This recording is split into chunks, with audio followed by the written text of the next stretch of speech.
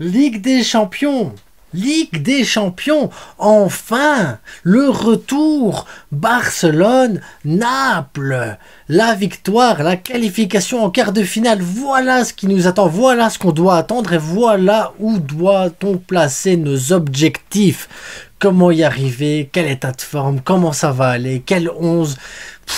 Toutes des questions qu'on se pose. Allons-nous nous qualifier? Oui, on doit partir avec l'idée qu'on doit se qualifier, qu'on va se qualifier et qu'on doit y aller à fond, les gars. Donc, l'avant-match, c'est maintenant.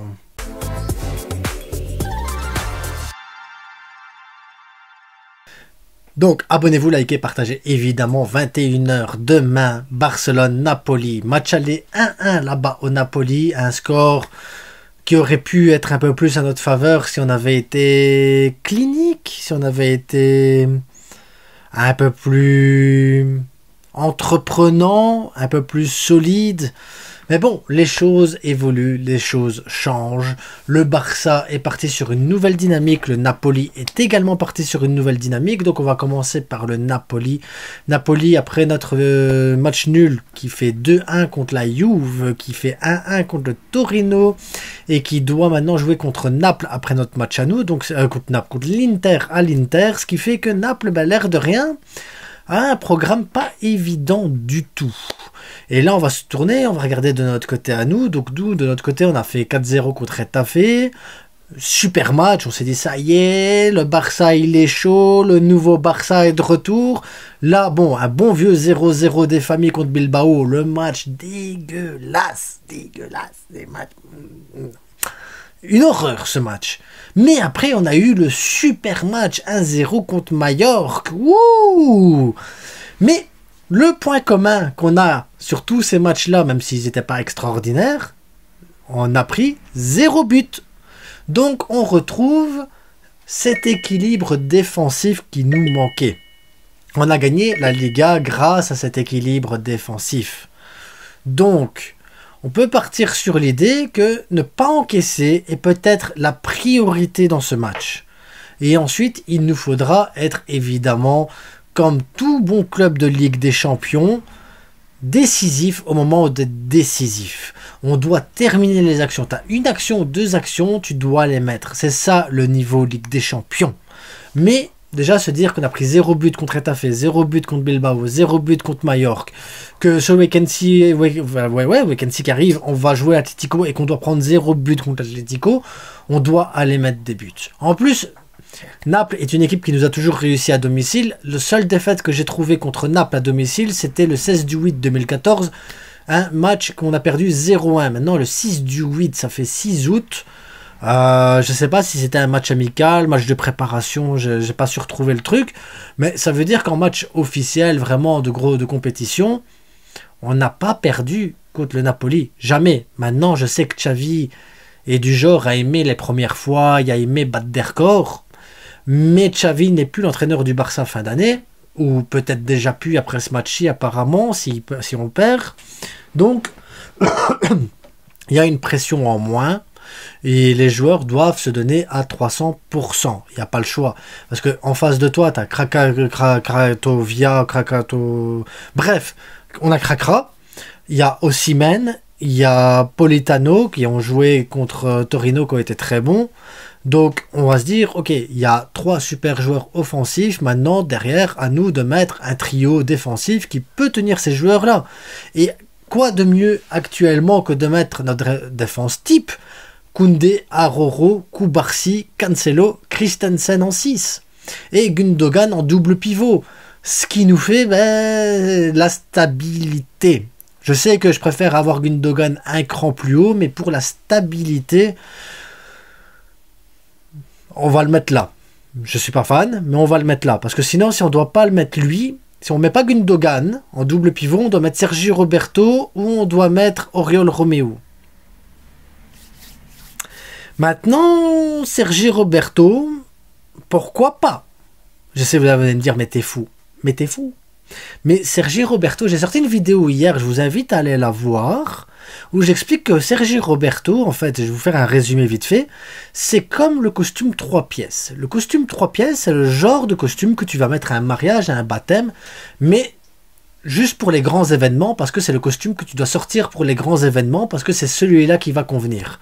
Tu vas pas aller sur chantier, ou en taxi, ou je sais pas quel métier vous faites, ou infirmier, ou médecin, voilà, et aller en costume 3 pièces pour faire votre métier. Non, le costume 3 pièces, c'est pour les moments importants de votre vie.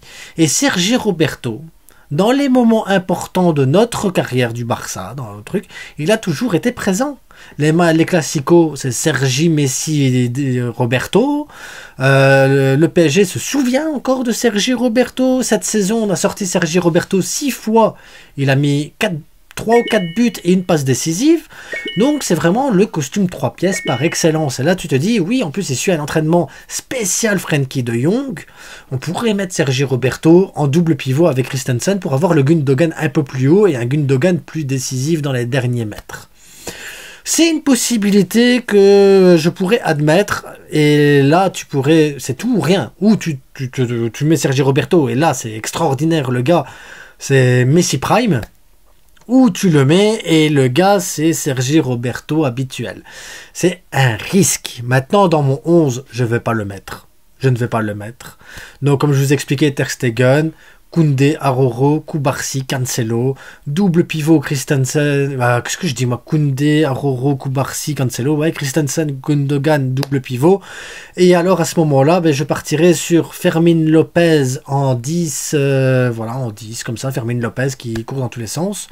Et ensuite, on attaque Lamine Yamal, Lewandowski, João Félix. Mais João Félix est un risque. Parce que João Félix, il sélectionne ses matchs. João Félix, il n'est pas constant. João Félix, c'est compliqué. Est-ce que dans son agenda, il a mis Napoli comme priorité? J'en sais rien, parce qu'on va jouer à Atlético Madrid ce week-end. Donc peut-être qu'il voudra se montrer contre Atlético Madrid. Peut-être qu'il va se préserver pour ce match-là. Donc il faudrait consulter João Félix pour voir s'il veut. Maintenant, si on a des doutes sur João Félix, on a toujours Victor Roque. Et on peut mettre Victor Roque. Et là, je dirais, c'est moins de risque. Donc on pourrait partir sur Yamal, Lewandowski, Victor Roque.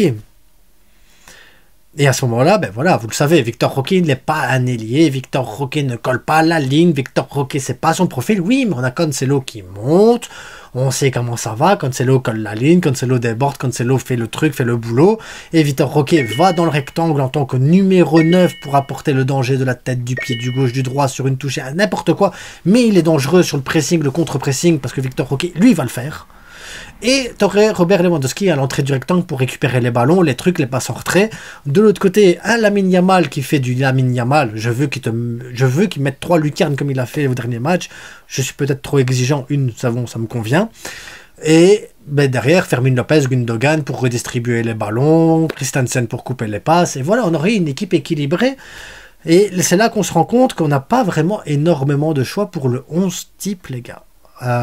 Avec Pedri, Frenkie, Gavi blessé, c'est compliqué. Rafinha, je sais pas s'il sera remis parmi, mais même s'il est remis, je le mets pas titulaire parce que j'ai du mal avec Rafinha, je suis désolé, j'ai du mal. Je ne devrais pas, parce que je dis à chaque fois, je le dis à tout le monde, il faut soutenir chaque joueur, il faut les aider, c'est des joueurs du Barça, et j'ai du mal avec Rafinha, j'arrive plus. Ferran Torres qui aujourd'hui va peut-être participer à l'entraînement de groupe, et si peut-être il est bien pour l'entraînement de groupe, il sera dans le groupe. Maintenant, est-ce qu'il doit jouer contre le Napoli directement? Je ne sais pas. Est-ce qu'il doit jouer contre Atlético Madrid pour se battre contre Savic? Je ne sais pas. Mais ça, on en parlera dans l'avant-match qui sortira vendredi. En attendant, voilà. J'ai fait mon avant-match. Dites-moi ce que vous en pensez. J'ai fait mon 11. Comment vous voyez les choses? Moi, de toute façon, je vois le Barça. Et là, je vais vous spoiler à tous. Vous allez tous être spoilés, les gars. Donc, je suis désolé pour ceux qui ne veulent pas savoir comment va se terminer la Ligue des Champions. Coupez la vidéo maintenant. Vous devez la couper. Pour ceux qui s'en foutent du suspense et qui disent non parce que je vais aller faire un pari, bon, ne le faites pas quand même sur mes paroles, ne prenez pas ce risque-là, mais je vais vous spoiler la fin. Le Barça va gagner la Ligue des Champions sur une finale contre le Real Madrid avec une Chavineta à la clé. 0-4 contre le Real Madrid, les gars. Ça, c'est ce qu'on va faire. Donc maintenant, on va jouer Naples, on va gagner Naples. Après, c'est le Bayern, c'est City, c'est l'Inter, c'est ce que vous voulez. Je m'en fous, parce qu'on va gagner aussi. Là, on va arriver en demi-finale. Pareil, on retombe contre qui on veut, on va gagner aussi. Et en finale, Real Madrid, on les éclate. Et voilà, c'est le spoil du jour, les gars. En attendant, n'oubliez pas le plus important. Abonnez-vous, Non, je rigole. Mais si, faites-le. Et c'est que du foot. C'est ça le plus important, les gars. C'est que du foot. Que du foot. Que du foot. En attendant, les gars, à demain soir pour le débrief à chaud. Et j'espère ne pas me tromper sur le fait que le Barça remporte ce match. Mais après, je vous dis, la formation, c'est compliqué. Compliqué. Ciao!